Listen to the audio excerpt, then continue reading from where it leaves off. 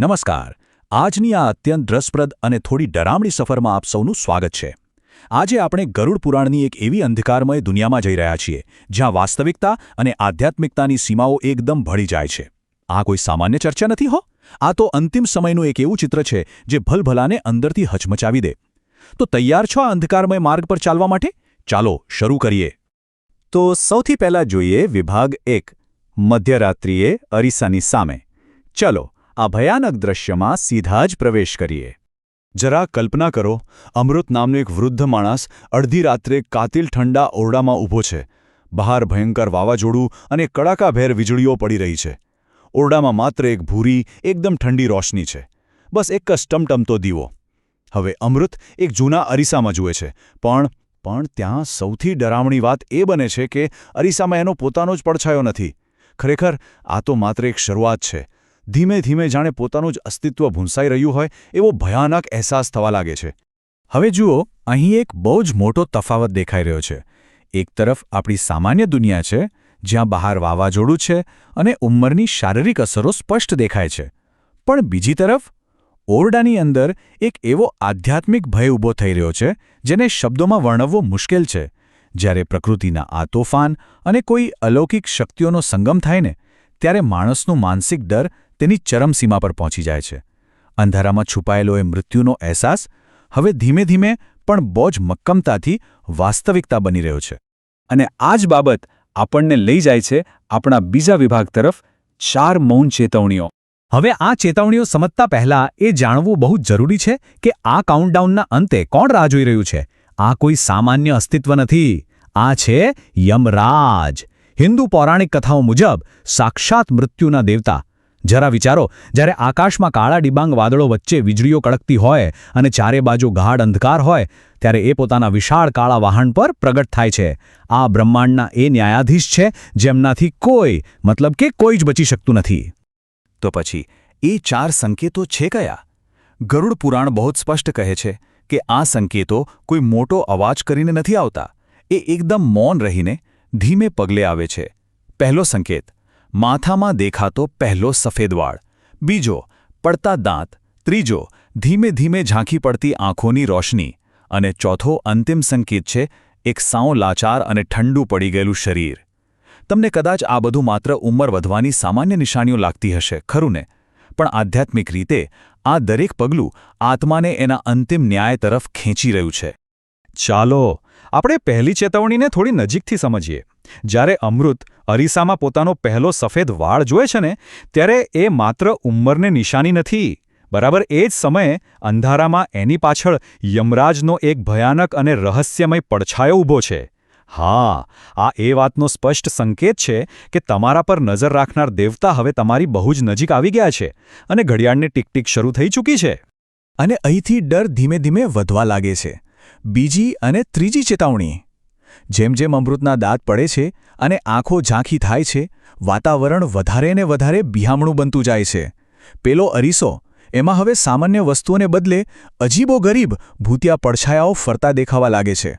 એક તરફ શરીર નબળું પડી રહ્યું છે અને બીજી તરફ પેલો આધ્યાત્મિક ભય એની ટોચ પર પહોંચી રહ્યો છે. અને હવે ચોથી અને છેલ્લી ચેતવણી. એક સાવ લાચાર વૃદ્ધ માણસ પલંગ પર સૂતો છે. એ કંઈ જ કરી શકતો નથી. અચાનક ઓરડાની બારીઓ પોતાની મેળે ધડામ દઈને ખુલી જાય છે અને બહારથી પવન નહીં પણ એક એવી અલૌકિક નસ થીજવી દે એવી ઠંડી અંદર પ્રવેશે છે. બસ આ એ જ ક્ષણ છે જ્યારે ભૌતિક શરીર સંપૂર્ણપણે હાર માની લે છે અને અદૃશ્ય દુનિયાનો સંપૂર્ણ કબજો થઈ જાય છે.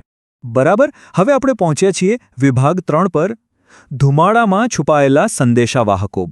જુઓ, શરીર પર આવતી ચેતવણીઓ તો માત્ર એક શરૂઆત હતી.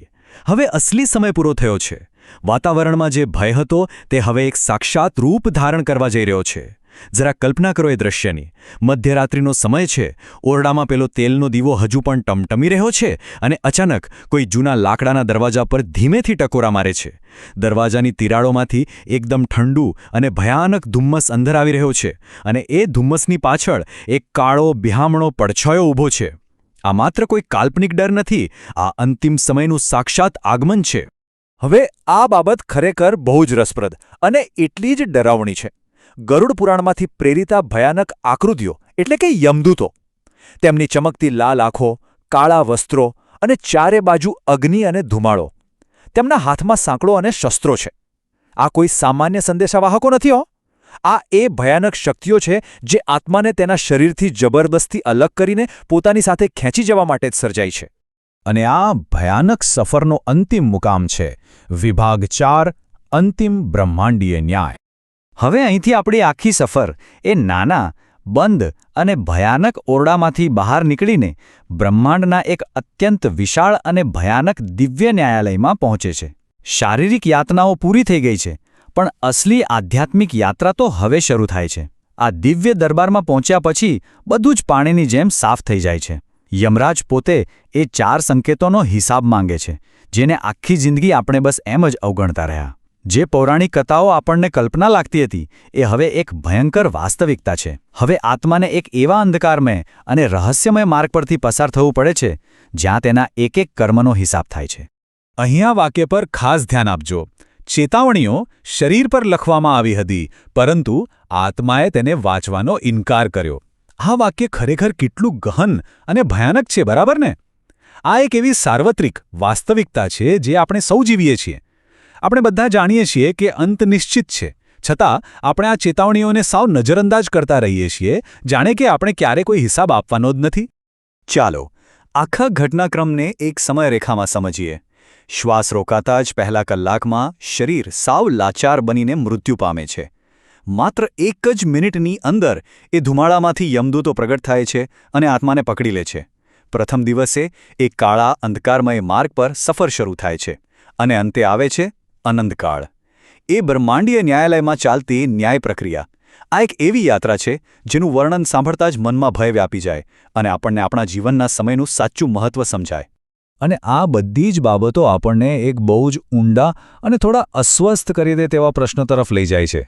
જરા વિચારજો, જ્યારે એ 4 મૌન ચેતવણીઓ આખરે સાચી પડે છે, ત્યારે શું આપણે, માનવજાત, ખરેખર એ અંતિમ ન્યાય માટે ક્યારે તૈયાર હોઈએ છીએ? વૃદ્ધાવસ્થા એક એવું કડવું સત્ય છે જેને કોઈ ટાળી શકતું નથી, અને મૃત્યુ પછીનું રહસ્ય આજે પણ એક મોટો કોયડો જ છે. ખેર, આપણી આજની આ રહસ્યમય સફર આપણે અહીં જ પૂર્ણ કરીએ છીએ. આ પ્રશ્ન પર ચોક્કસથી વિચાર કરજો. ફરી મળીશું આવા જ કોઈ ગહન અને અંધકારમય વિષયના વિશ્લેષણ સાથે. ત્યાં સુધી સાવધાન રહો અને સમયની કદર કરો.